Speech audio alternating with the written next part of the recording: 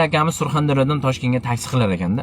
Bir kun 4 ta odamni olibdi-da yo'lga chiqib. Oldida o'tirgan bobo 70 lardan oshgan bobo ekan.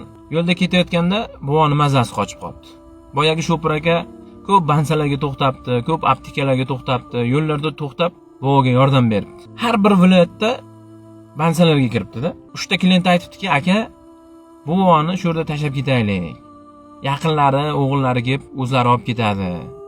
Ko'p vaqtimizni yo'qotyapmiz, bu sozda qachon Toshkentga yetib olamiz deb. Boyagi bobo ham xijolat bo'lib, o'g'lim meni shu yerda tashlab ketavering, o'g'illarim kelib olib ketadi deb aytdi. Boyagi shopir aka ko'nmabdi.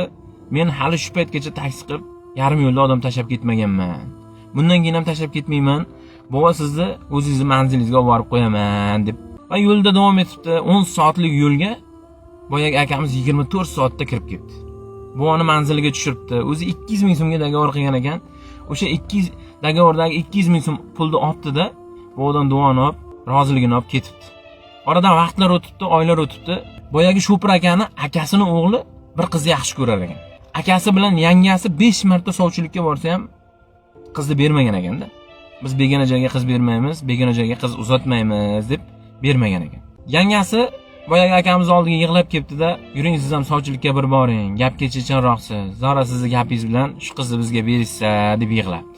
Boyagi akamiz kulib, sizlar 5 marta bordilaring bermagan, men 1 marta borsam berarmidi deb javob beribdi.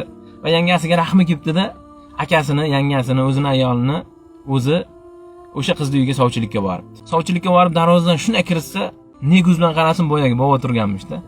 Bobo akani ko'ribdi-da, qo'radagi qo'yni olib chiqinglar deb aytibdi o'g'liga. Hamma hayron bo'lgan, qo'yni olib chiqibdi, boyagi akani oyog'ining ostiga shunday so'yib yuboribdi.